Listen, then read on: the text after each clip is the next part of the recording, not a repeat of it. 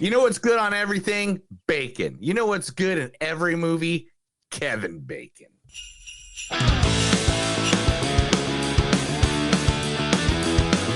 It's a show by Chris and Neil with all great movies. They are the real deal.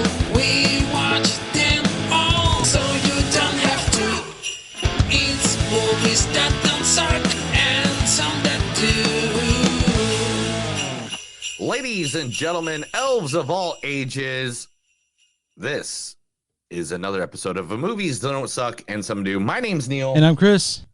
And today we are going to review two movies. And like I said at the beginning of this month, every week this month, we will be doing one of the Christmas movies that are out and about. Right. This week is no difference. This week we're doing A Christmas Story Christmas from the greatest state in the entire world, Indiana.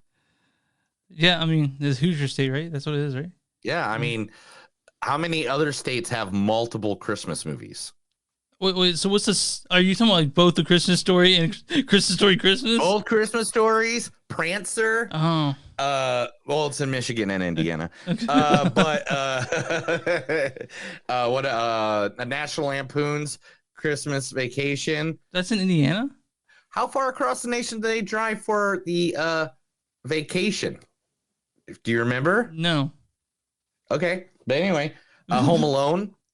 That's not Indiana. That's Chicago. Yeah, whatever. Same area. So who stars in the Christmas Story Christmas? The guy who paid the bills for it to make sure it happened, him and his partner Vince Vaughn, Peter Billingsley. What do you want for Christmas, little boy? My mind had gone blank. Frantically, I tried to remember what it was I wanted. I was blowing it. Come on, kid. How about a nice football? Football? What's a football? With unconscious will, my voice squeaked out, Football. Okay, get him out of here. a football? Oh, no! Okay, What was I doing? Wake up, stupid! Wake up! No!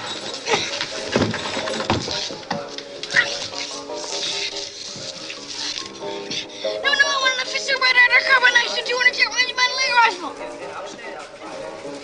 You'll shoot your eye out, kid. Merry Christmas.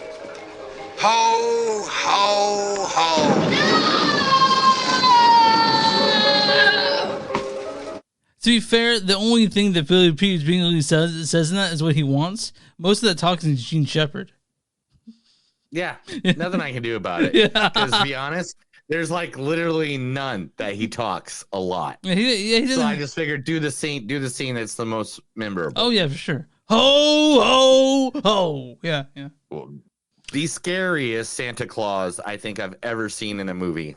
Oh yeah. And that's in horror movies. Oh, so Silent. Wait, what's Bloody Silent Night? The Santa in that one? I haven't seen it. It's been years. Night, Deadly Night? Yeah, there we go. Yeah.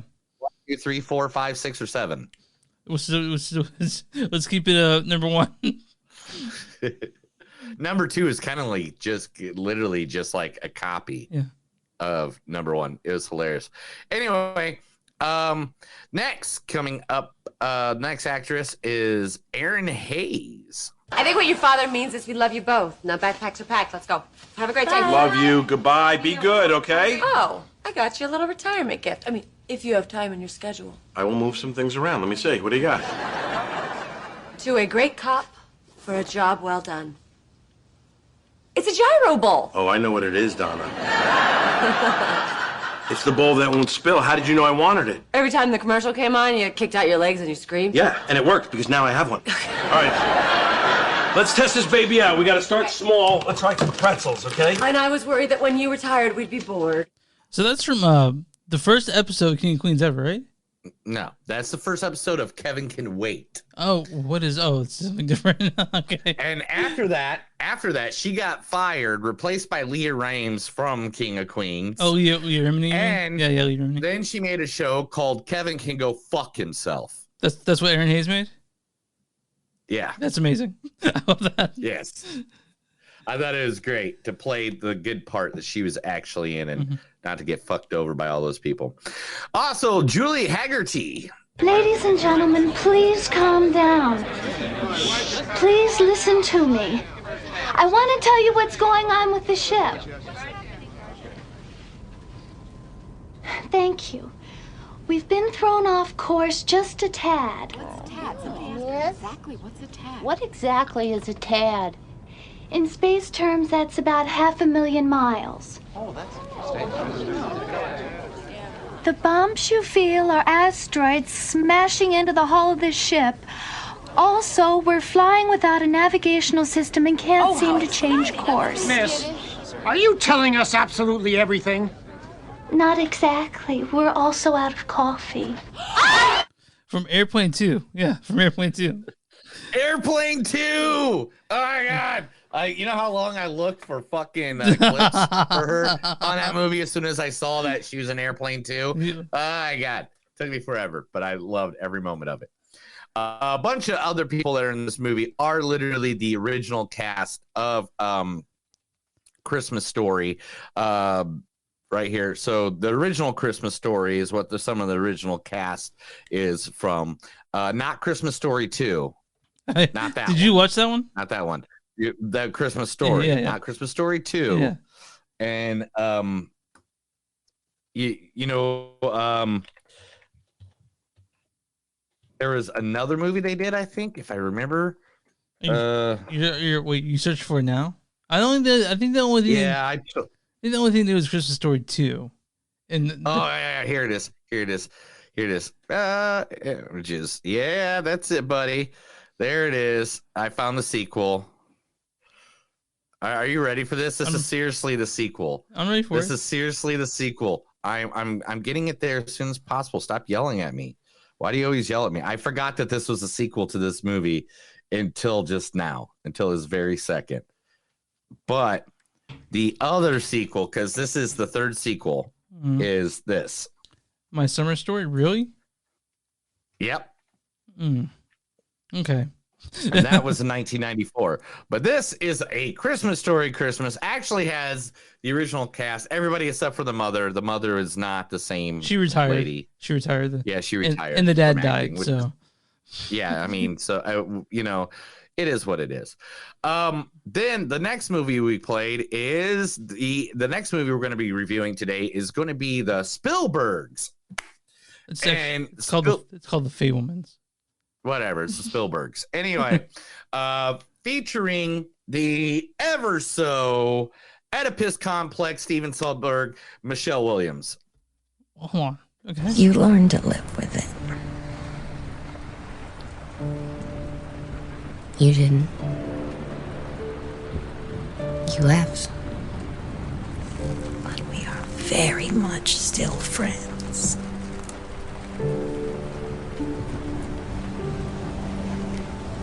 Bob loses himself in his work. He gets completely absorbed. And if there's nobody there to stop him, if there's nobody there to pull him back when he goes too far, then one of these days it will kill him. That's from Foss Verdon. That's like the TV miniseries. Yeah, she won like a shit ton of awards for that. She's such an actress. She really is. Like a shit ton. Yeah. I didn't want to play that crappy movie she was in. Which one? My Week with Marilyn. I didn't see it. So it was a good movie. I'm just dissing it. I got you. I didn't play that awesome movie she was in, Venom. Yeah, Venom's amazing. Can't wait. It's on my top 10 for the end of the year. It was like a couple of years ago Venom came out. I can put it on any list I want, motherfucker. Who else in this movie? Also in this movie, the wonderful, the amazing Paul Dano. I couldn't. I had to see. He told me. I remember. He told me. There's a new Holy Terror boss man in the future, and he's closing all the loops. The Rainmaker, they call him. He told me, and then he wanted a cigarette. So I untied him, and he gives me this look. And he just starts running. from Looper. And when from Looper, right? Did you even remember he was in Looper? No, but here's the thing. Right? Yeah. This proves you have somewhat of a good memory, because last time we played Paul Dano, it was from There Will Be Blood, obviously. And you went ahead and picked a different one, so that's good. I'm happy for you. Dude, I've picked a different one every time we've ever done an actor, if it's the same actor twice. Yeah. Like, literally, all I do is I go to my page and I see which ones I've used. Yeah. And I'm like, okay, no, not that one. Now we got to find a new one. Like this one with the awesome Seth Rogen. Oh, man. I had a weekend. Yeah. We went to Tijuana, Mexico, you know, and we thought it'd be fun, you know, to go to this show. Everyone's, you got to check out one of these shows. And, you know, it's a woman fucking a horse. We get there, and, you know, we think it's going to be awesome, and it is not as cool as it sounds like it would be, man. It's kind of gross. Yeah. You think a woman fucking a horse, and you get there, and it's a woman fucking a horse. Yeah. It was really giving it to her. And you know what? To be honest, I felt bad for her. We all just felt bad for her. Yeah. Kind of felt bad for the horse. Wow, that's something. That is a classic scene from 40-Year-Old Virgin. Dude, you're going to be so mad. You're going to be so upset with yourself when you see I Got You for Christmas, because I don't think you know this exists, and I didn't either. But I'm super excited. Hey, man, I just got you something, and I think it's cool. I think it's cool. I don't know if you think it's cool. It's, you know, I kind of went, like, kind of easy on things this year because, you know, life. Anyway. Sure. Everybody needs to remember I just replaced my bathroom floors. So I gave myself a price limit on everybody. He's like, my wife got the biggest price limit, but everybody else, look, motherfuckers. Like, I can only spend as much as I can. He was like, look, I got you a popsicle. It's a popsicle. Who doesn't want a popsicle? I'd spend a little bit more than that. But anyway, and then also in this movie, one of the greatest legends of ever film, movies, TV shows. Every single thing this motherfucker touches is pure solid gold. We're talking about the one, the only, the greatest Jew in all of acting, Judd Hirsch. I don't know, but ever since that jump on Saturday, I understand what Hemingway was talking about. Every man has fears, but those who face their fears with dignity have courage as well. For instance, that piano. You're gonna ski off that piano? I do mention the lead in this movie is Gabriel LaBelle. He plays like... Yes, but the problem with Gabriel LaBelle... He's in the Six Things. I could not find one bit that was not from this movie. Yeah, I tried to find. There's not one clip. I tried to find stuff from Predator, but he's not. They don't really have clips for him from Predator. Yep, exactly. Yeah, nothing.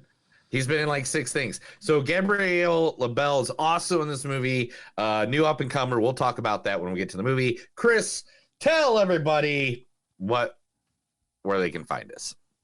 You can find us on moviesdon'tsuck.net. We're on Facebook at facebook.com/moviesdon'tsuck podcast. We're on Twitter at MTS Podcast. We're on Instagram at MTS Podcast. You can find us on Patreon, patreon.com/moviesdon'tsuck. We're on the Bonfire. You go to bonfire.com/moviesdon'tsuck and something to do. And you'll find shirts with our logo on and whatever Neil makes that week and puts it there. And we're if you're watching us on YouTube, go and subscribe to watch us on Facebook, like that page. And you can find us anywhere you find podcasts. Where you find podcasts, you find Movies Don't Suck and something to do. You know. But why? But why? I hope why? I don't know. I don't know why. Okay. This week, yes, we also talk about small businesses. Some of them ask us to, some of us don't. Some of them, we just love them so much, we got to give them love. This time, I'm going to talk about one of my favorite music venues in all of Tulsa, Oklahoma. Now, this is a music venue that is purely owned by a couple of people, and it is called the Mercury Lounge. Now, the Mercury Lounge used to be a gas station. Yeah, no. Like, let me see the best picture of it. This is the outside. The inside, there you go. It used to be a gas station on the inside. And the stage is over to the side there, right? See all that stuff? Mm-hmm. So, Mercury Lounge, one of my favorite places to go to hang out. let me just read a little bit about it. Mercury Lounge is a neighborhood dive bar by day, regional benchmark music venue by night. They have resident artists becoming some of Tulsa's best original music every weeknight. There are ticketed shows most nights. Sometimes it is a $5 punk band. Sometimes it's a $40 songwriter. After the ticketed show, if it's a weekday, the house residents will play the late show at no cover charge. If there isn't a national touring band, that the house show is only a 5 spot. Please check the listings for show times. They celebrate live music and they thank you for doing the same. Weekly shows, literally on every Sunday, it's bluegrass brunch. And literally, it doesn't mean they got food because they don't got food. But it is literally just them and alcohol and good music. Mike D presents is a free show every Monday. Chris Blevins band. Last night was Pilgrim. I went and watched them. Paul Benjamin band is on Thursdays. Casey Late Saw's Happy Hour on Fridays. These literally are Hey Steve, Alex Williams, Coffin Cats, Dallas Burrow with special Hook and the Hucklebees, Jamie Harris, Pony Bradshaw, the Stews. Like literally, if you want live local, original music, it's the spot to go to. Chris, I'm telling you, if we get a chance while you're here, I'll take you to this fucking spot. It's literally, it's dirty, it's nasty. People there look like they haven't showered in 3 months. Right up your alley. Absolutely. So, the thing is that I grew up listening to punk. I know all about dive clubs. So yep. So it is called MercuryLoungeTulsa.com is where you can go get all the information, or Mercury Lounge Tulsa on Facebook. And there's plenty of pictures, information. I'm telling you, it's one of the best, coolest joints in Tulsa. Look it up. Have a good time. They're good people. There's a sign in there. Are you ready? I downloaded this and put this on there, and I just remembered I did, even though it's in the pictures. Okay. You ready? Mm-hmm. This is my most favorite sign ever in a bar. All are welcome here except racists, sexists, homophobes, and assholes. Be nice plus be cool. I love that. That's nice. That's nice. We should put that whenever we put a show. We should put that sign outside the show we're doing. We're gonna do a live one. How about I just touch you in your no spot? Nah, I'm good. Nah. Nah. Sorry, my puppy just whined a little bit. You probably heard her. I know, I actually didn't, and I got super sensitive hearing. So what you been up to this week? Tell me a little bit about yourself. What have you been doing? Nothing, man. Let's just hang out. Cool. Yeah. Cool. Fuck, I don't remember what I did Monday. I didn't do actually just in short of catching up. Yeah, nothing happened this week, but I'm excited to. I'm really excited to come down to Tulsa. That's what I'm really excited. Yeah, that's next weekend. Yeah, next weekend. And then I'll try to get as many people around to party like it's 1999. We are going to do a live show that day. We haven't really figured out the date, like the 17th, but I haven't really figured out the time. We'll do it like in a day, like 2 hours, get some beers. Yeah. We'll go to some local brewery, and I'll let show you, and we'll go grab some beers. Awesome. So I met 3 really cool bands. Yeah. I saw Monday, that you met the Silver Sun Pickups. I saw you that. Silver Sun Pickups, Kafune, and Wildorado. Mm-hmm. They were playing at the Christmas concert for the radio station I work for, and got to actually sit down. We got barbecued given to us, catered to us, I should say, and then they gave us so much. We're like telling the bands, we're like, "Hey, dude, they gave us like enough for 40 people, not 10 like we ordered." Yeah, you know. And so, like, everybody sat down and ate barbecue with us every time they came out. Every single band, just the freaking nicest. Yeah. Like, Silver Sun Pickups. The dude even, like, in one of the pictures I had out, like, literally, he's hugging me. Yeah, I noticed that. Like, I was like, you know, see a picture of Brian Arbor, the lead guy in Silver Sun Pickups, with his arm around him, just like, what's up? Yeah, dude, he did it. Not me. Yeah. I can tell. You know me. I don't like to get creepy with people when I meet famous people and bands and shit like that. Really nice people. Like, I I cannot even tell you. And then the show was just, we had over 1,600 people in Canes, which is about the most they've had in there in quite a while. Mm-hmm. Everyone's and coming out. It was again. insane. Everyone's coming out. It was insane, dude. We sold out 3 times. Yeah. We had it at one amount, and then we added more tickets. That sold out within a couple hours. We put out more tickets day of. That sold out in hours. Like literally, it was just like everybody wanted to come to the show. Well, I'm glad that you survived. Yeah, dude. I had a backstage badge that let me go anywhere I wanted. Okay. And so I actually got to go backstage for once and hang out at Canes. Yeah. Because usually when I'm working and I don't go backstage, I'm just like out amongst. What's the green room back at Canes? Every green room I've been to or played shows at, just the nastiest shit. Just like penises on the It walls. wasn't that nasty. It was actually they have a coffee machine in there. I bet they do. Like one dude, I bet it's I nice. worked for actually went back there to get coffee all the night. I bet the green room is nice in Canes at the very least. But when I hear it's about Canes, one thing I did get to see. One thing I got to see, and I think you will love this. Canes is one of the rare places that the Sex Pistols played. Oh, yeah. During their tour of America. Their one tour, yeah. Yeah.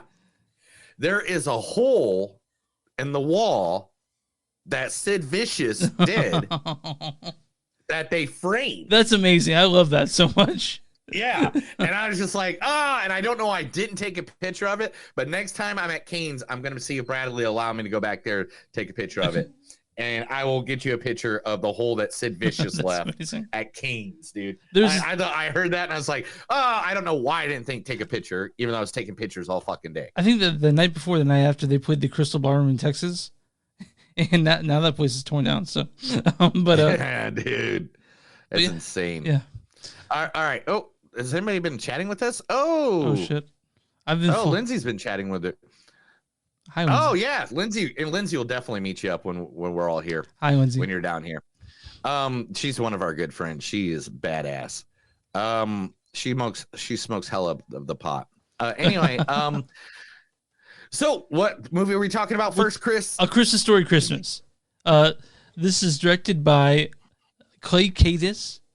Clay Cadis has directed such other things like as the Ingrid Birds movie and the Christmas Chronicles, which we've talked about, the Christmas Chronicles. This stars the amazing Peter Billingsley. What do you want for Christmas, little boy? That is so long until you hear from him. I know. I'm sorry. I should have made it where he was the first part. Whatever. Aaron Hayes is Sandy Parker. I think what your father means is we love you both. No. And also, Julie Haggerty is Mrs. Parker. Ladies and gentlemen, please calm down.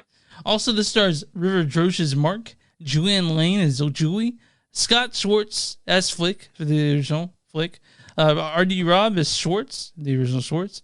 And they also has Sam Parks as Poets MC. Also, I want to mention, I gotta find who played Scott Farkas. Scott Farkas. I'll find that later. Once read this one up for this. You have to go to the other page. They changed it, man. They changed the way this. I know they changed the way of the thing that we use, and therefore it fucked us up. Yeah. And I blame Chris. Oh, Zach Ward plays Officer Scott Farkas. You're Scott Farkas. Okay, go ahead and read the storyline for this.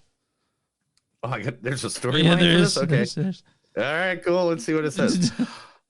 Follows the now adult Ralphie as he returns to his house on Cleveland Street in Indiana to give his kids a magical Christmas like no one had like the one he had as a child in Indiana, reconnecting with his childhood friends in Indiana and reconciling the passing of his old man in Indiana. Yeah, lots of Indiana. I just gotta add because Christmas Story is from Indiana, And my home state. In fact, the town that it's based off of is literally within like a 45-minute drive at most from my house where I grew up. And so, like Christmas Story, when they started playing it 24 hours on 20 TBS, right? Like every Christmas. On TBS or TNT or I can't remember which one of it those is. Turner stations, yeah. But I mean, to us, that was like the best thing ever. The only thing better than that is that my aunt's house is in the movie Prancer. Like, and so those are the like, so we got Christmas movies out of the wazoo in my family. But I love Christmas Story. Christmas Story is literally one. Remember, it was in my top 3 when we were doing that chart a couple years ago. Yeah. And the thing is, it's such a iconic movie that you think, can they make it? Can they make a sequel do justice? They did pretty close with this one, I thought. Like right here. Yeah, Christmas Story 2. Yeah. No. Or you mean this sequel? No. Summer Story? No. Oh, you mean this one? Yeah, Christmas Story Christmas. The Christmas Story Christmas. This was this delightful movie. It really was. Oh my God. This movie made me happy in all the places you need to be happy for the Christmas season. What I thought when this came out, I was like, God, it's just be full of member berries, and not really, man. There's a lot of new stuff in here that didn't really have anything to do connected to the original movie that was still really fun. You know? Yeah, and they made it, like the age wise, they made it the year that fit perfect for what it'd be from Ralphie to be the 1952 age he is. was when the original was set. Yeah, so this was 1964, if I remember correctly. Am I right? No, I think it's in the 70s. I think it's in the 70s too. I can't remember. Whatever. And I watched the movie just like yesterday. But literally, this was all kinds of fun. Yeah, it's good Christmas cheer. It's a very cute movie. I could see this being sold in a box set with the original. The main 3 actors, Peter, playing Ralphie, Aaron Hayes, who plays Sandy, and Julie Hager, who plays Mrs. Parker, and the 2 kids, River Dorche and Juliana Lund. They all played off of each other like a family. Yeah, they felt like a family. So good. And it was one of those movies that you thought, you knew there was going to be hijinks. Yeah. What's hijinks? Here, a spoiler, sort of slight spoiler, but by the end of the movie, everybody ends up at the hospital at some point. Like it's like they threw in the hijinks the right way. Like there's like a double dare. I'm not gonna say exactly what that double there are dare many is. callbacks, things to remember from the first movie, but again, like I said, it's not a wash with it. It's not a purely nostalgic retread. There's nostalgia there, which obviously is Warm Fuzzies, but like to me, there's enough. Oh! There was a line in this movie that I fucking loved. It absolutely loved, and it was the line where they're playing Scrabble, and she goes amore. It's like a fancy word for a closet. It's like, no, that's called wardrobe in Indiana. That's called a wardrobe. And it's like, because when I moved... Armoire. That's it. Because when I moved here to Tulsa was the first time I ever heard that word. Oh, really? Yeah. And they're like, like my lovely wife and my mother-in-law and my father-in-law all made fun of me for it. And I was like, no, I'm serious. I've never heard that word before. And then a Christmas movie based in Indiana literally says, no, that's called a wardrobe here. And I was like, yeah, I guess Christmas Story's got my back, yo. I guess also in England, the Lion, the Witch, and the Wardrobe, and yeah. Anyway, that's this movie. I'm glad that you felt happy with that there. But this movie was really good. It was a great Christmas movie. This is not. It's on HBO Max. Yeah. Very easy for anybody to find if you have HBO Max or someone who does. And it's full of the holiday cheer. Can I ask you a question? I didn't know this until I watched The Christmas Story. Like I rewatched it just because I could. It's gonna be. I've seen it a million times, but I was gonna be like, I'm watching the Christmas. I'm gonna watch Christmas Story a couple days before, and I didn't notice. I always saw Scott Farkas. I didn't know it was Scott Farkas until the Christmas Story. I'm gonna 100% agree with you on that one. I did not know it was Scott. I thought it was Scott Farkas too, and so when they said Scott, I was like, what? Yeah, it's Scott. It's Scott Farkas. So, And he shows up in this at some point, and you'll find out when you go see this movie, because you should see this movie. I do like how you see a Bumpus in this movie. You see how the Bumpus dogs. The first one, you can see what a Bumpus looks like in this one. Yes. There was there's plenty of, it is a holiday. Like I said, it is just a good, fun holiday movie. I don't think they went for too much of the tear jerking. I mean, they did. There's plenty of tear jerking in this, where it's gonna hit you in a spot where you're gonna be like, okay, thank you for telling me that story, you dick. But this one was not it's not a nostalgia retread. It's a fun movie, and it's worth watching. It's a good continuation of the story. It's not Christmas Story 2. It's well done. I'll put it that way. I was happy to watch this movie. So, were you happy? Yeah. How happy were you? Did you get naked? No, I was in my PJ pants, like I am now, in fact. Why are you in your PJ pants? We're freaking doing a freaking. What are you doing, man? No one sees this, dude. I mean, no one sees this. I got a camera down there. I hope not. But I think I'm ready to hear quotes, and then we'll get our score on this. Sure. When you're a kid, all you want is the perfect Christmas gift. When you're a parent, you just want the perfect Christmas. Is that a bribe? I don't know. Is it? We're getting close. Yep. You can taste it. That's the true where they live, what part of Indiana they live. You can literally taste the air. Really? Taste the air? It's not a good taste. Oh. It's like steel. It's like a steel factory mixed with a gas factory mixed with a logging factory with a pig farm. Yum. Put those all combined, and that's what the air. Yeah. The Midwest Shuffle. One serving temporarily seals any bum. Oh, yeah. The Midwest Souffle. One serving temporarily seals any bum radiator, ensuring safe passage to the next rest stop. Did you know anything about the Midwest Souffle? Radiator? You ever do that as a kid? No. Did you do that? Oh, yeah, dude. We did that all the time. I didn't know about the Midwest Souffle until you just mentioned it. So put the egg in the radiator? Yeah, I never heard that. Yeah, you never seen that? No. Yeah, we used to do that. Like, yeah, it clogs up the hole if you have a hole in your radiator. Yeah. And then as soon as it goes cold, it drops to your radiator. And, yeah. What you want from me? I come here to... Oh, wait a minute. What do you want from me? I came here to avoid my family. Oh, this here says overthrow Castro. Man, I'm in. They're just carolers. Exactly. Just like ticks. Once they get to your door, you can't get rid of them. Note. One of the best reasons to have children are having them to do things that you don't want to do as an adult. We're going to miss out on that, pal. Don't let... Huh? You and I are going to miss out on that. Yeah, I don't know, man. You never know. Yeah.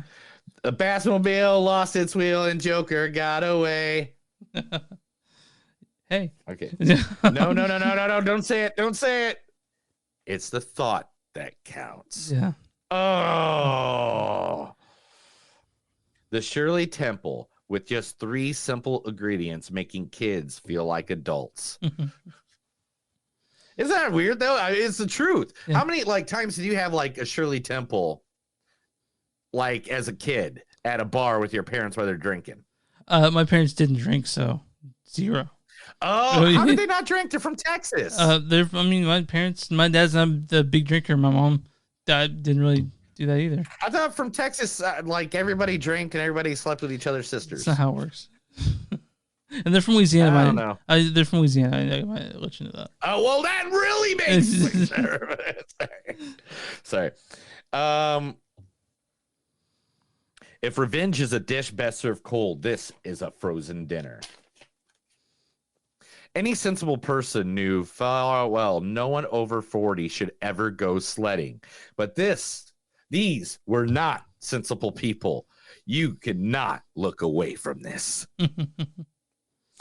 Behind every nothing is a something. you kept one present. It was a Christmas we never forgot.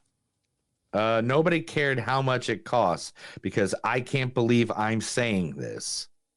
It was the thought that counted. And then last but not least, somehow beyond the scope of probability, through all the headaches and heartaches, the house was filled with life, lighter, and love once again. Oh my God, that's such a good movie. Let's move on. Chris, what's your score? 3.8 on this one. It's good. I liked it. 4 easily. 4 easily. Okay. I'm 4 easily, maybe higher, but it's a 4 easily. This was a good Christmas movie. Ryan Reynolds and Will Ferrell better bring it. Spirited is already out. It's already out. I know, that's our next Christmas movie. Oh, so we're doing that, and we got a Christmas movie every week in December. So we'll probably be watching that with Avatar, right? Like I'm gonna watch Avatar. Is Avatar this week? Next week is Violent Night and Pinocchio. And then Violent Night and Pinocchio, and then the next week is Spirited and Avatar and 2. Avatar 2. Avatar 2. Moves through the 945-minute movie. I know, but okay. So I'm on Rotten Tomatoes. What is the audience score for A Christmas Story Christmas? Oh, I ran out of beer, so now I'm switching to hard alcohol. Is that not just water? Oh, that's fucking water, dude. You crazy person. No, that's whoa. Woo! Will you stay awake for the fucking podcast, dude? Yeah. Okay. Yeah, dude, come on now. Alcohol gives me more energy, if anything. The amount, what people said is going to be. Oh, The Weeknd made music for Avatar. That's cool. Come on, get to what's the audience score for A Christmas Story Christmas? 83%. 80%, and there's an audience says on this one. So, as sweet and nostalgic as the Yuletide season itself, A Christmas Story Christmas should be happy holiday viewing for fans of the original. Yeah, it's a good one. Yeah, penis. The penis, indeed. That's that. You know, that's your placeholder for everything when you say the penis. That's what they. What? That's your placeholder for everything. Like if you know what they're saying, you say penis. Yeah. Okay. What is the critic score for A Christmas Story Christmas? They're gonna be a bitch about it. I'm gonna be 72. 78. Not too far. Oh, right. Critics' consensus isn't as much fun as the original. I'm sorry. Isn't as much fun as an official Red Ryder carbine action 200-shot range model air rifle with the compass in the stock, and this thing tells time. But A Christmas Story Christmas remains a sequel worth celebrating. It's a good sequel. I can't see that. Red Ryder carbine action 200-shot range model air rifle with the compass in the stock. But yeah, can you say it? What? Can you say the Red Ryder, official Red Ryder carbine action 200-shot range model air rifle that comes in the stock? Can you say that? If I had it in front of me. Yeah, well, I do. Sorry. So that's A Christmas Story Christmas. It's on HBO Max. If you guys are feeling like you want to get in the Christmas spirit, this is perfect for that. And what did you do to us? Why did you make it so big? I made it big. I made it big. Oh, look at what? Do you have news ready? I think you got news, right? Is there news? There's news. Do we have news? Why do we have news? I don't know. Why do we have news, Chris? I don't know. Why is there always news with you? Why is it always, give me the news or I'll fucking kill you?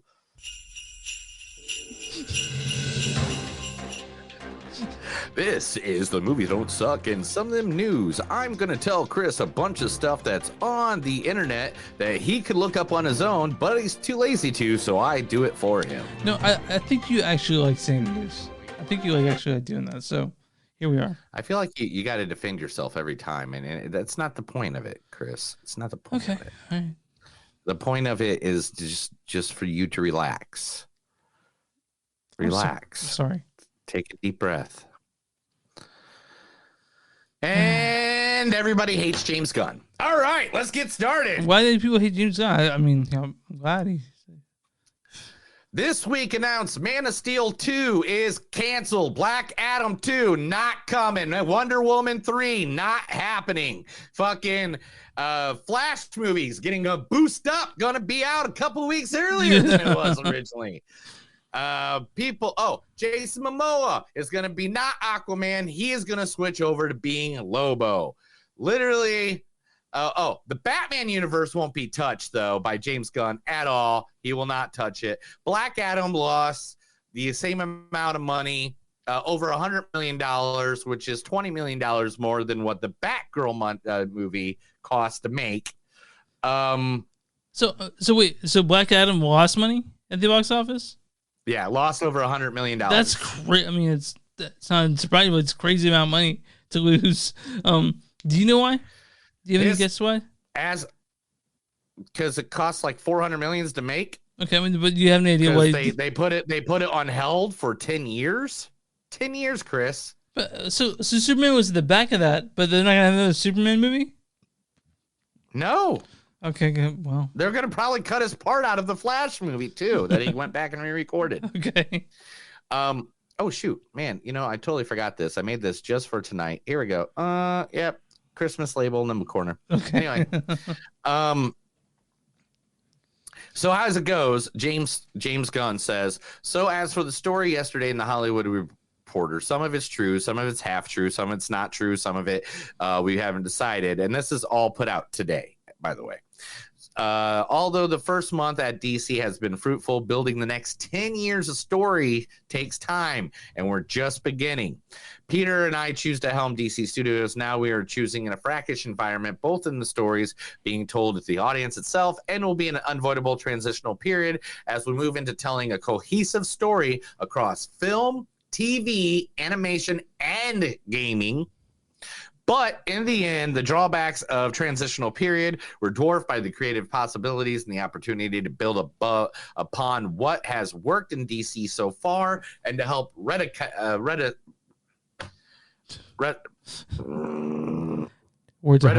what has not.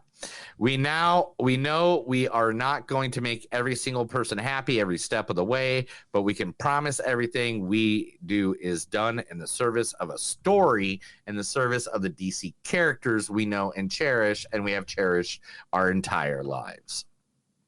What are your thoughts on it? Man, all right. There is no better there's no better Superman than Henry Cavill. Okay. And you're not gonna, it's gonna be very hard for you to go show me a guy that is that size and that good of an actor and be Superman. I mean, it's gonna be 100%. I'm not gonna believe it until it doesn't happen. Until it happens. Like, Henry Cavill's like the Superman. Like, what Superman's been as good as him? Brandon Roth was near it. Yeah. But Brandon Roth was kind of copy off of Christopher Reeves. Yeah. Which, nothing against Christopher Reeves. He's a 70s Superman. Yeah. He was skinny as fuck. He was not a super muscle guy. He didn't look like a linebacker like, Henry Cavill did. I'm sure Henry Cavill will be fine with whatever. Yeah. Because he's Henry and he will, make tons of movies no matter what. But I just think it's really sad. We'll see. James Gunn, you trust in him. I trust him, but we'll see. I mean, I heard that also I don't know if this is true. I don't know if this is in your news, but the Snyderverse is dead. I heard that's not happening anymore.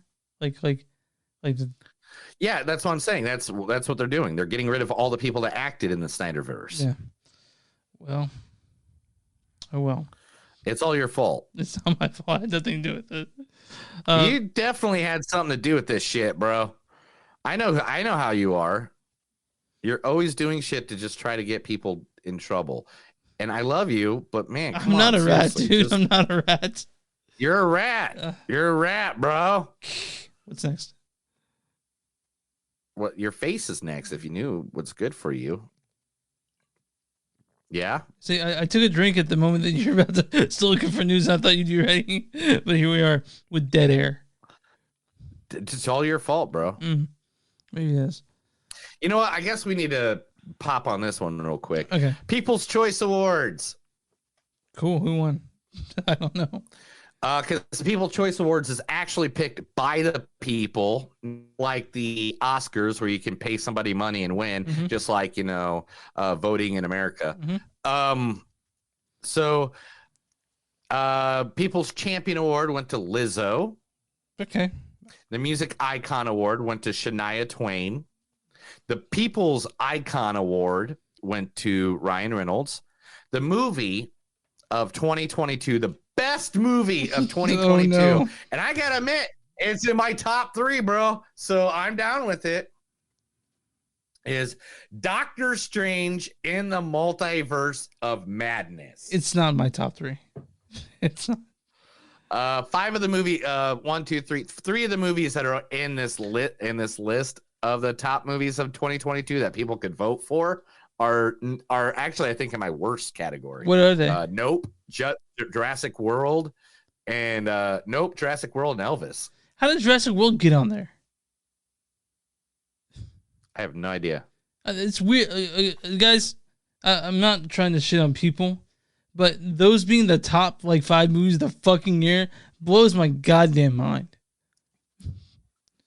Anyway, well, they put on a list, and then people vote for the list out of 20, and then it goes down to the list sucks, man. The list is Comedy movie of the year was The Adam Project. Comedy movie. Well, this is all for by people. Comedy movie of 2022 was The Adam Project with Ryan Reynolds. Top action movie of 2022 was Top Gun Maverick. Yeah. Understandable there. That one's understandable. It's a good. Drama movie is Don't Worry, Darling. Really? What were the other ones? What were the others for Don't Worry, Darling? Yeah. What were the other ones? What were the other 4? The 3? Nope. Death of the Nile, Elvis, Halloween Ends, Luckiest Girl Alive, Scream, Where the Crawdads Sing. Wait, that was all drama? Scream was in there? That's all the drama. What the fuck is going on? I know. These categories. I didn't make because they don't have a horror category. Anyway, the male movie star of 2022 was, of course, Ryan Reynolds. Chris Hemsworth, because he's sexy as fuck. He's very sexy. The female movie star of the 2022 was Elizabeth Olsen. Okay, yeah. Drama movie star of the year was Austin Butler for Elvis. I will give that to him. That's good. 100%. Yeah, he's really I'll good. give that to him. He's He really did good. a great job playing Elvis. Yeah. It was just the movie was like, after rewatching it a couple times, it was it got a little weird. Adam Sandler, comedy movie star of the year was Adam Sandler for Hustle, which that wasn't a comedy. Not really. Yeah, that's a drama, Yeah. right? Yeah, that was action movie star of the year was Elizabeth Olsen. Show of 2022 was Stranger Things. Drama show of 22 was Grey's Anatomy. Mm-hmm. Wait, really? Comedy show. Okay.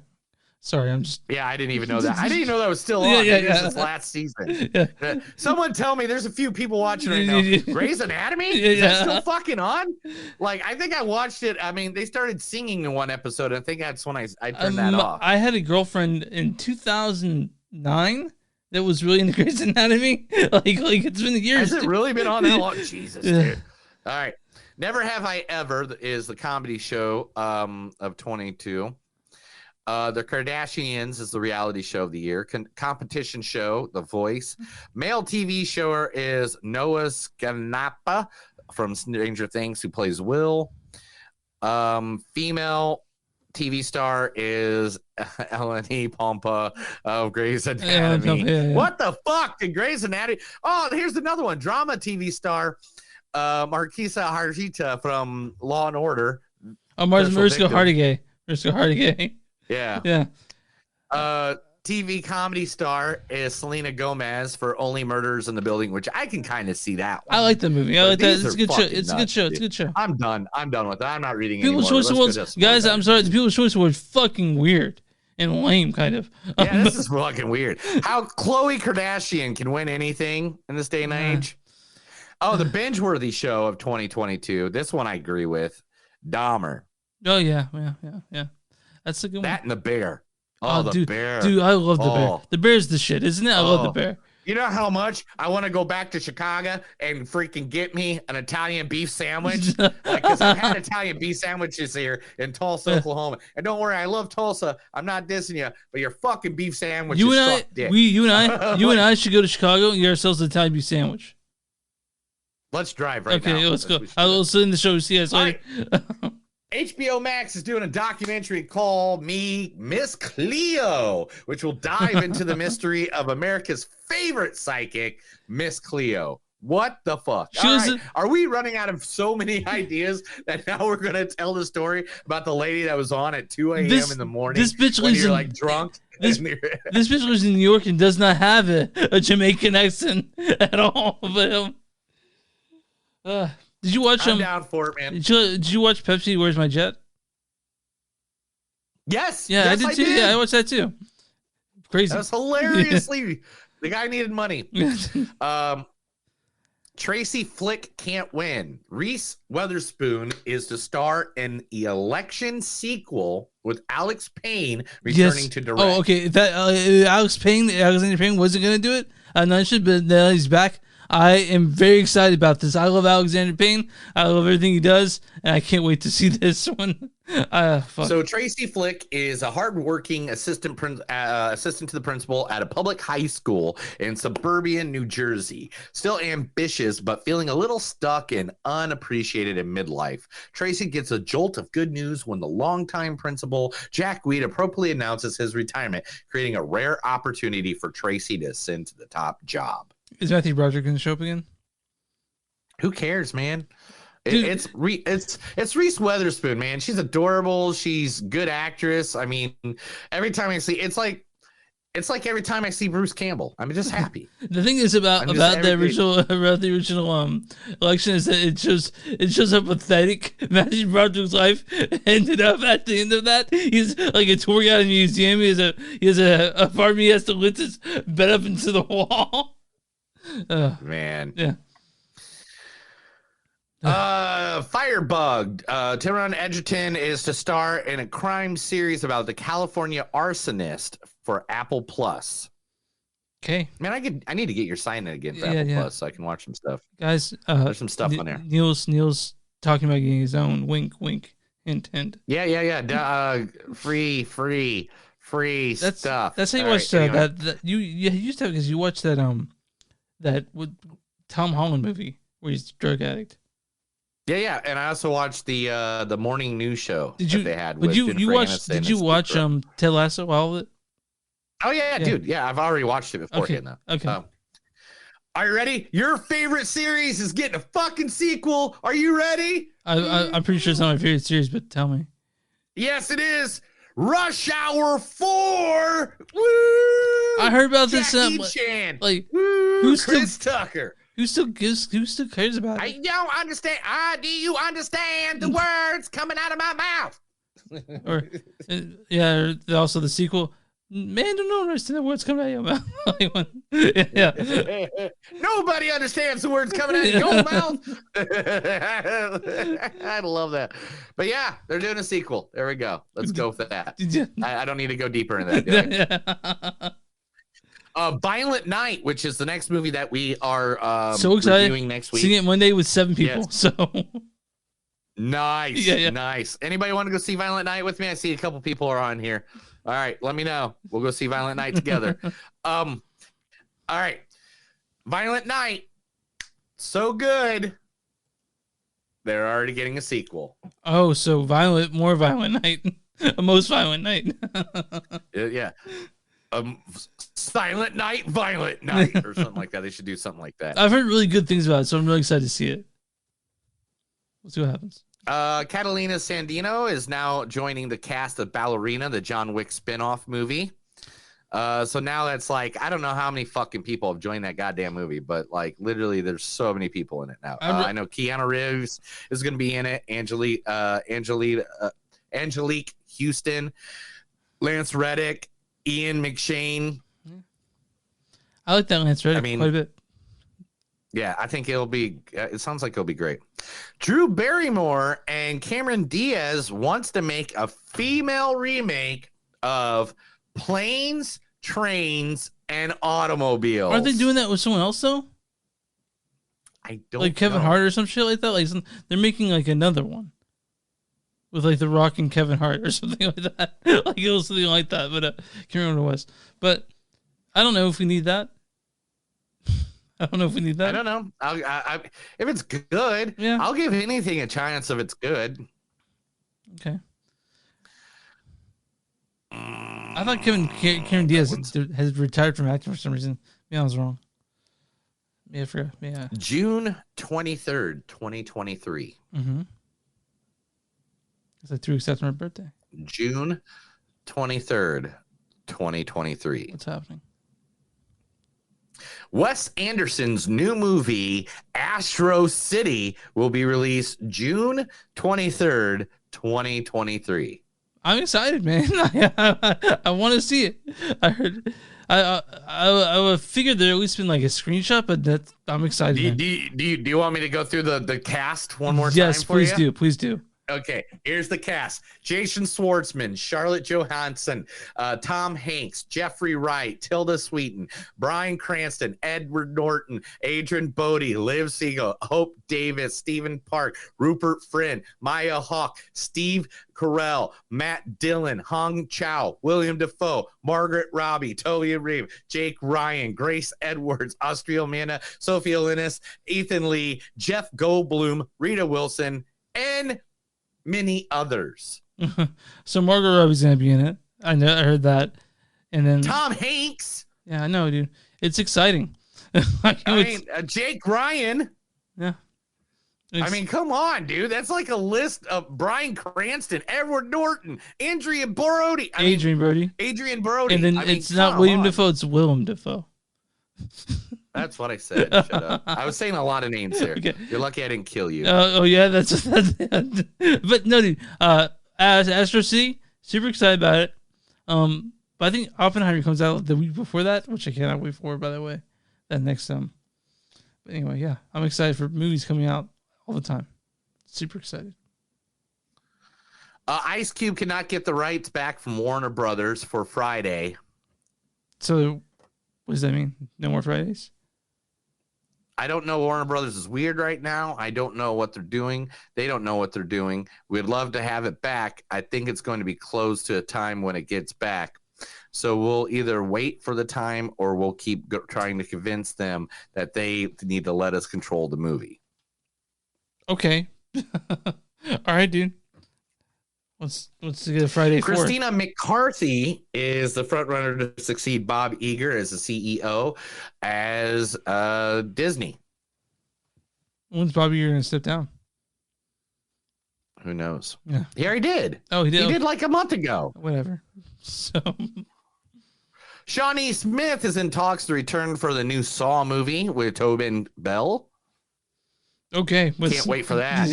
Yeah, we're going to review the fuck out of that movie right there. Go through all the Saw movies. Well, no, I did that. We already did that for that Saw with the one with Chris Rock. With Spiral? Yeah, Spiral back then. Mm-hmm. So you watched them all. Yeah. So you're already caught up. Yeah. Ethan Slater is cast as Boyk in Wicked, the movie adaptation. Yeah. Yeah. I mean, I'm surprised it took this long for Wicked to be made into a movie. I've seen, dude. Me too. I've seen it twice. I really thought that would be a thing back then. Michelle Yeoh has reportedly boarded the Wicked adaptation in a key role too as Madame it's Madame Horrible, but with an M instead. Morrible. Madame Morrible. Okay. I've seen the fucking play. I just couldn't remember how to say it. The first time I saw it, dude, I was so fucking drunk. Like I was like in the bathroom trying to throw up. But again, I've also seen it sober. Also seen it sober. Drugs. Okay. Ghostbusters Afterlife sequel to be directed by Gil Keenan. Cool.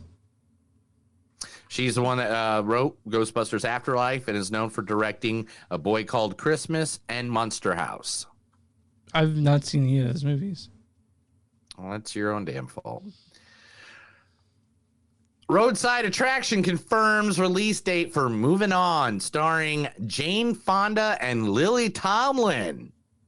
Just old people doing shit, right? Like, yeah. Okay, we'll just move on from that, I guess. Dick. No. Do you want to talk more about Battle it? Angel 2 gets promising update.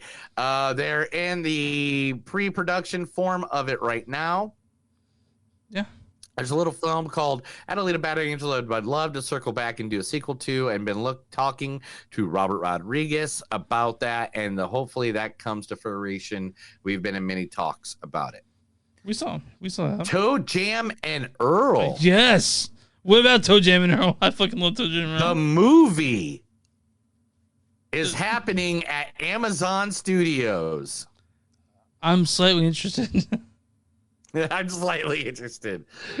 Latest video game. The screenplay for the movie adaptation will be written by Amos Varon and Nenzio Randazio, who did Hotel Transylvania.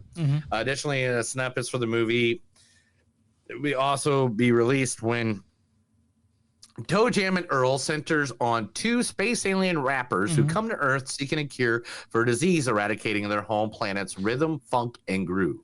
Earth, their legends tell them, is paradise where the music that created their culture originated. Unfortunately for our heroes, not only do they wreck their ship, but they find that Earth is, well, not the haven they expected. But the music, the part was true.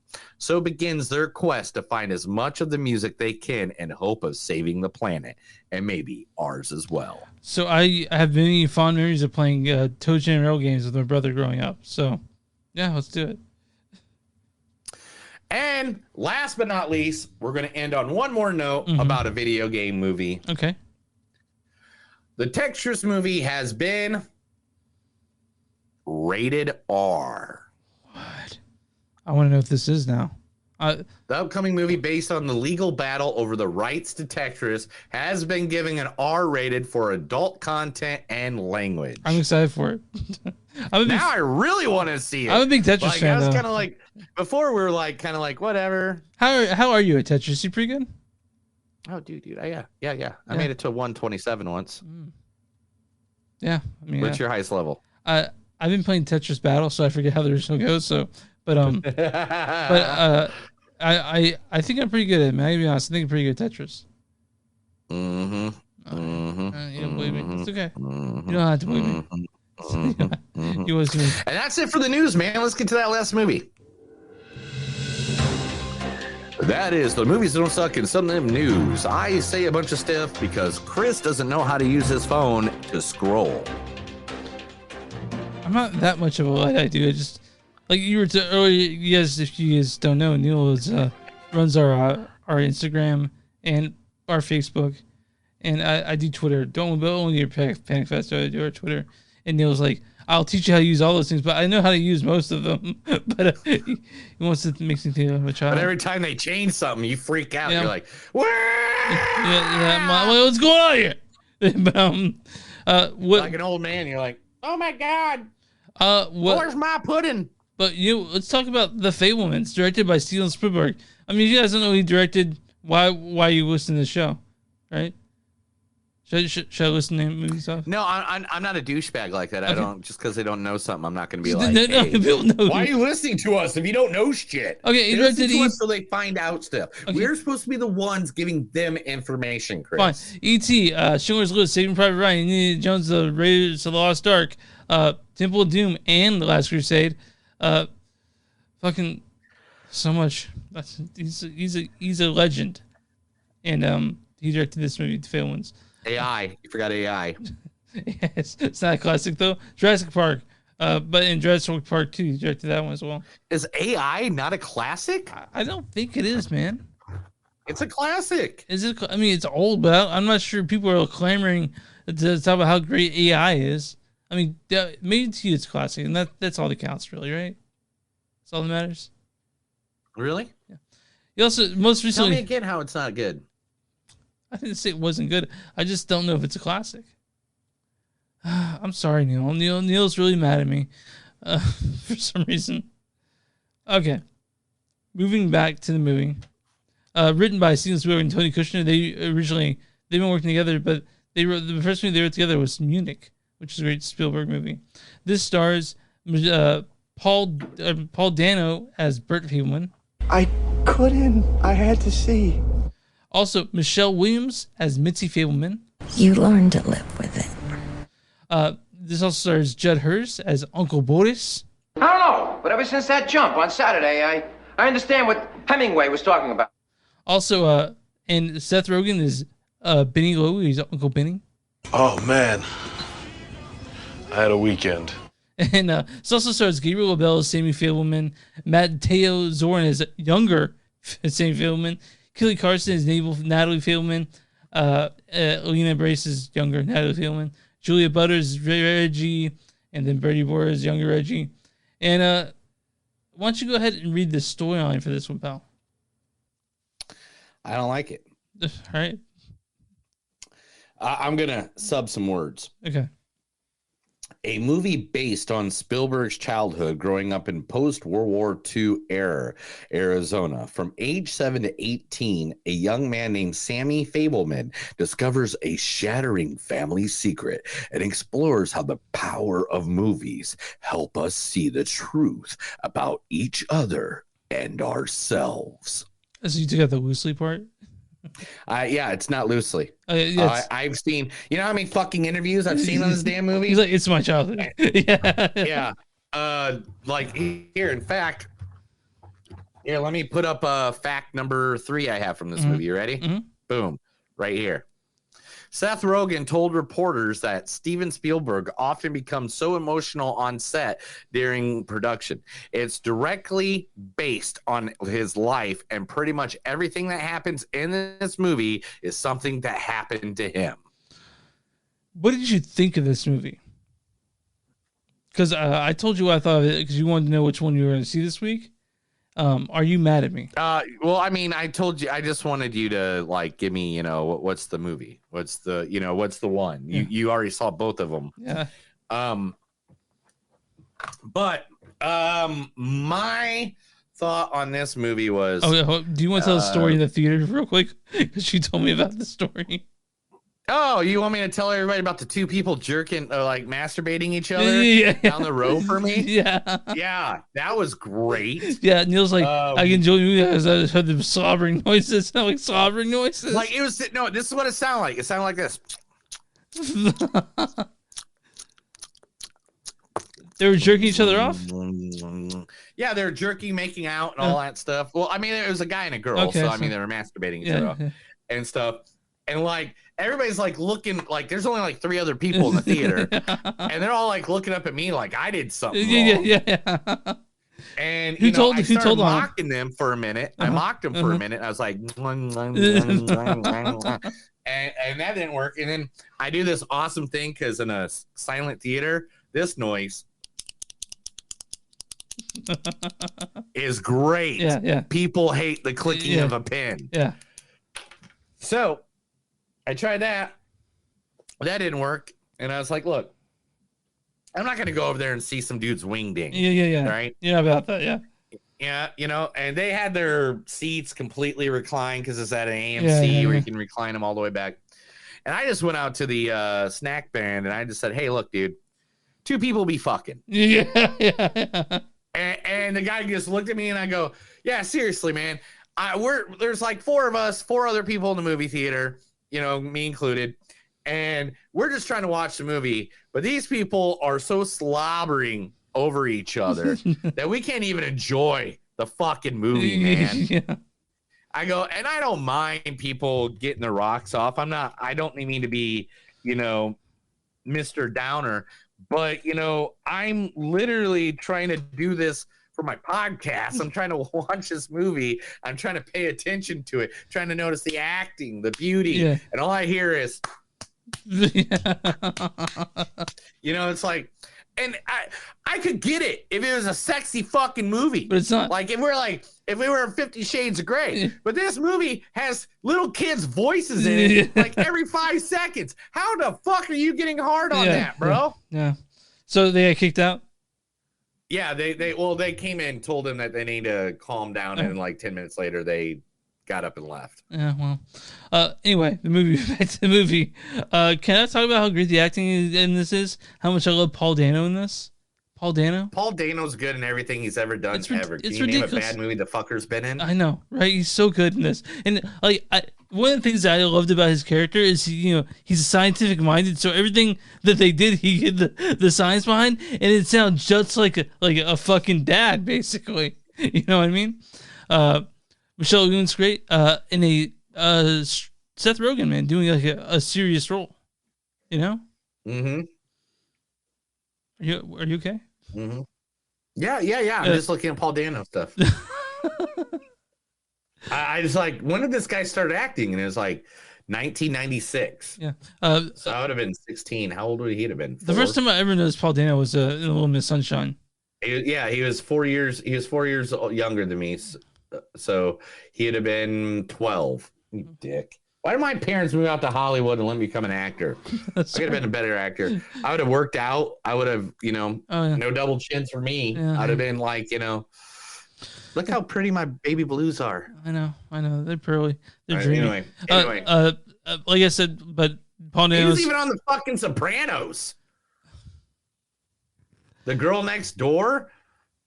Like, there's not one thing in his, like, I'm Little Miss Sunshine, There Will Be Blood, Lightens the Sufferer. Like, literally, I'm Taking Woodstock. Fuck, I totally forgot about Taking Woodstock. Yeah. I want to go watch that movie again. We watched that. He's the guy in Taking Woodstock. No, You that's remember that movie? Dimitri Martin's the guy.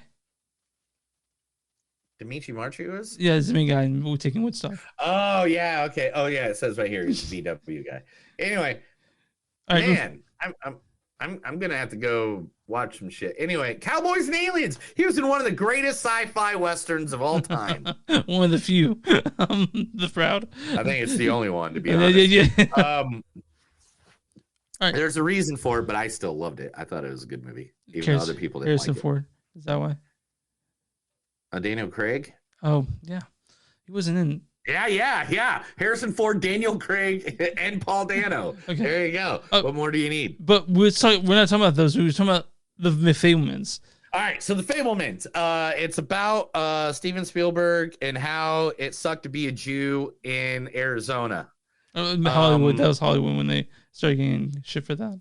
No, that was not Hollywood. That was Northern California. Whatever. Yeah, California. You said Arizona, but it starts out in Arizona. Okay. So it starts in Arizona. Then, it didn't start in Arizona. Where do they start at? Fuck, they moved to Arizona was the first town they moved to. First, they moved to Arizona. Then they moved to Northern California. Yeah.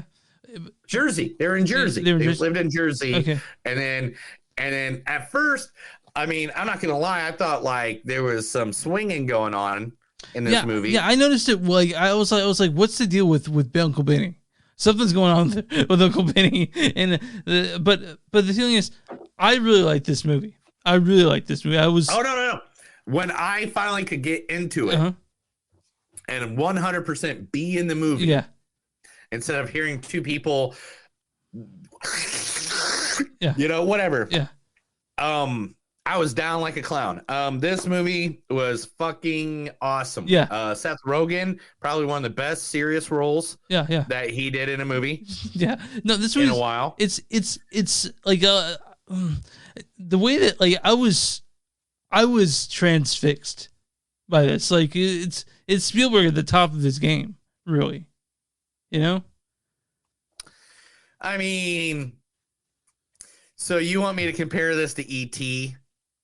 It's different, man. It's way different with E.T. No. You said it's the top of his game, and let's be honest, E.T. is literally top Spielberg. You want me to compare this movie to Jurassic Park? They're different movies, man. Am I supposed to compare it against these movies? Am I comparing this Spielberg movie to other Spielberg movies, or am I taking this as a singular, as something different? Fine. Okay, so I'll say this. It still shows that Steven Spielberg can direct some good movies. Is that better for you? You're right. This won't be another Jurassic Park. This won't be another E.T. This is not a big moneymaker due to the fact that only one theater in my entire city was showing it. Yeah, it's a personal movie. You know why? Why's that? Because it has to talk about Jews and how people hate Jews. And I live in the Midwest where people still hate Jews. Yeah. So therefore they didn't play them in the movie theaters. You think that's it? No, but I like to point the finger at people up. Anyway, but anyway, so Paul Dano as the father, really cool. He needed to be exactly what he needed to be. He was smart, intelligent. Seth Rogen, brought the kind of creepy uncle vibe, but it was very serious in what he did. But let's talk about the star of this movie. Gabriel. Very clearly the star of this movie. The rest of those all good. Michelle Williams was great too. She played a massive role in this damn movie. But the one that literally knocked it out of the park, boom, this guy's going to have a Hollywood star someday if he's keep going this way and doesn't go the Ezra Miller way. And that is literally Gabriel LaBelle. This guy, God, just so knocked good. it out of the park. So good. Knocked it out of the park. It was he was literally just, he was so good as the character of Sammy Fabelman. I don't know, they call him Sammy because Steven, and I guess he used to be called Stevie a lot. Yeah, I don't know. Is that why? I don't know why. But so they're trying to find a name that had a comparison. Yeah, I think so. But and Judd Hirsch. Oh, when Judd Hirsch popped up, he was so aggressive. Judd is one of my. He was so aggressive. Huh? Judd Hirsch's character. But it was awesome. It was really good. I mean, you know how old Judd Hirsch is? He's got to be in his 80s, right? This motherfucker is winning awards before we were even a fucking thought of our parents' fucking mind, dude. He's got to be in his 80s, but you know, yeah. But yeah, Gabriel LaBelle. 90s. I'd say 90s. I wouldn't even say 80s. He's 87. 87. That's pretty old. Okay, but anyway, but Gabriel LaBelle. There's so many great scenes. Anytime he made Jewish obsessed girlfriend, the relationship between the mother, the father, Uncle Benny, and the kids is something that they really reflect in this movie. Yeah, and they really tell like this because it seems like it was a family story, and then literally it's about Gabriel noticing more than what he should have at an age he shouldn't have noticed. And I mean, some of my favorite parts is when you see Steven Spielberg making movies, sort of finding his voice in these movies, which is like, I am a big fan of that sort of thing. Like knowing that it was so closely based on Spielberg's upbringing is what really, I was really into that. It was a really well-made movie. Well, one of the big things too, though, is that he changed some of it because, the films that the fictional version of him, Sammy Fabelman, was doing, he's like, yeah, man, some of those films I actually changed the angles. Oh yeah, because I'm Steven Spielberg, and now I see the new angle I should have shot that in, and it's like I would love to hear his take on that. But seriously, the movie was magical. It's one of those movies that when you're sitting down for it, you're going to get told a great story. You're going to get told a coming of age of one of the greatest directors of all time. But on top of that, it is just a really good story about a family that is the dynamic of a family, and when it becomes a nuclear family, and when it breaks apart, and the kids and how they're growing up in a situation that is put onto them, and it shows very much the racism of people, bigotry, still in the bigotry, racism, whatever you want to call it, literally. I don't know, man. It is good. It's a good movie. Yeah, it's a really good movie. I thought it was fantastic. I walked out and I do want to mention at the end when David Lynch is in it. I didn't realize David Lynch till after the movie. I'm like, that was fucking David Lynch. But yeah, David Lynch makes a nice little surprise cameo, and I was like, wait a minute, is that he sat there and he's doing his thing with the cigar or whatever, and I'm just like, no, that's David. Is that David? I don't know. And then I looked it up as soon as I got out. But I really loved the feelings you get in this movie. It was. I could have watched another hour and a half of this. Honestly, that's how I felt about it when I walked out. I don't know about all that bullshit. It was already 2.5 hours, bro. I'm not going 4 hours for a fucking family movie. I like spending time in that You're lucky world. you got to 2.5 out of me, bro. It was only because 2 people were fucking like a row down for me, so I ignored the first hour of the movie almost. No, I'm just what I'm saying is I'm saying that like I really felt like the world felt lived in. I felt like I wanted to spend more time in it. It was just I really connected with this, and I don't know why. But to me, it was fantastic. Because somebody touched you in an improper way, and you're never happy about it. That's right. No, why don't you go ahead and read this? All right, let's get some quotes and let's get this over with. Okay. Movies are dreams that you never forget. Wait a minute, where am I at? Oh, that's way into the movie. Where am I at? Oh, where am I at? Did I no, that's right. That's the beginning. Okay. Movies are dreams you never forget. No fair. Spelling out the long words is wrong. Sorry I'm late. I picked up Mrs. Fabelman. Where should I put her? Deep down inside of me is none of your business. Is this safe? Of course it's safe. I'm your mother. We have the Grand Canyon, and what do they have? The San Andreas Fault? Shouldn't you be filming this? You were in the circus. You were a lion tamer? Family heart, it will always tear you apart. We are junkies, and art is our drug. Speaking of boobies, we will have a party. We will call it a booby party.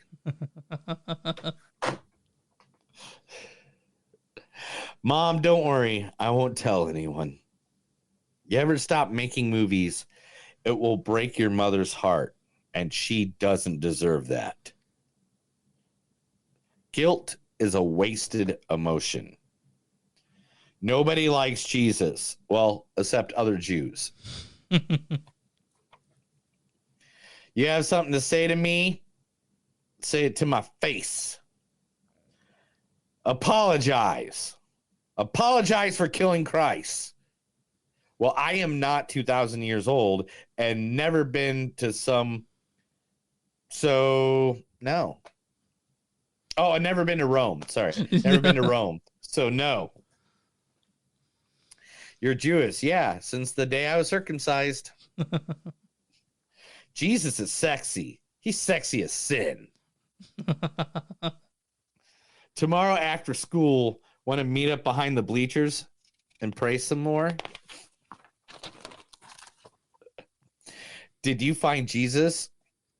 Oh, well, I mean, at a jewelry store. That's all right.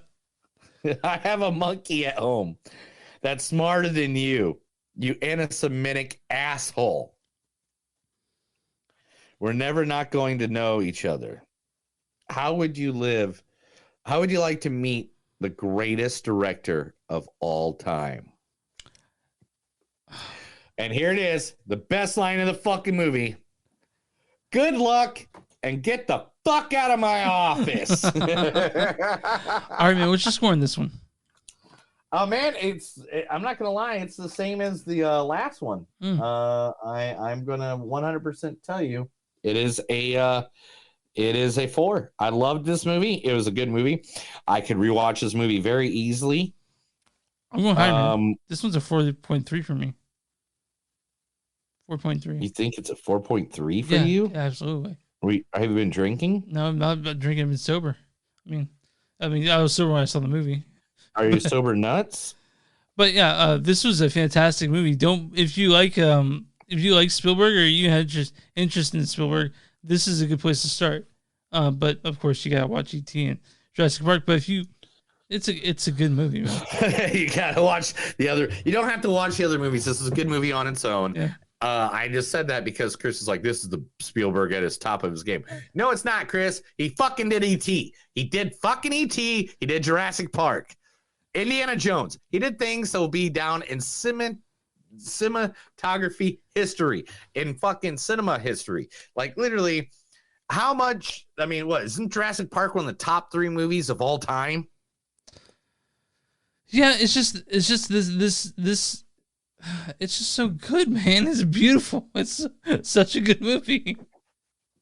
Not taking this movie away from that, but there are some movies that are perfect, and there are some movies that are good.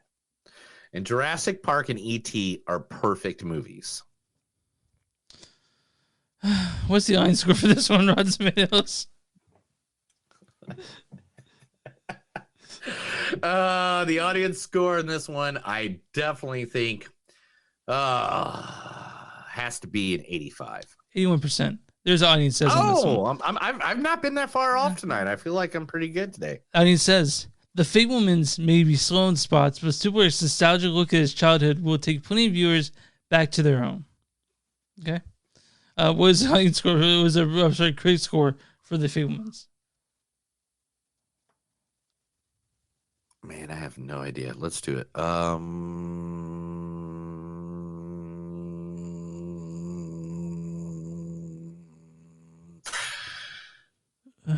91.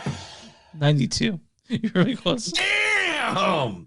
Critics' consensus is so close. Critics' consensus is part memoir, part ode to the power of movies. The Fabelmans find Steven Spielberg digging at the family roots that helped him make a beloved filmmaker and proves that he hasn't lost his magic touch. Yeah, Spielberg made a good movie, and this is it. It's one of them. Did he make a good movie? It's a very good one. Yeah, it's a good movie. Yeah. So what do we watch next week? This week we're watching Guillermo del Toro's Pinocchio. Second Pinocchio. We're watching 2 scary movies in Christmas. Yeah. Or is it scary? The other one, Violent Night. It seems like an action comedy. Sounds like a funny action movie. I can't wait for both of them, honestly. So so we're seeing next week when we're talking. It'll be live. Yeah, it will be live. Me and you will be together while talking about these movies, and it'll be Pinocchio and Violent Night, and I think that's it. Right? You good? Yeah, I think that's it, man. I think that's all the movies. So we're going to watch those 2 movies, and then we're going to talk about them together? Yeah, in the same room for once. Damn. Yeah. How are we going to do that? I don't even know how we're going to hook that up. I'm bringing it over the equipment we're back.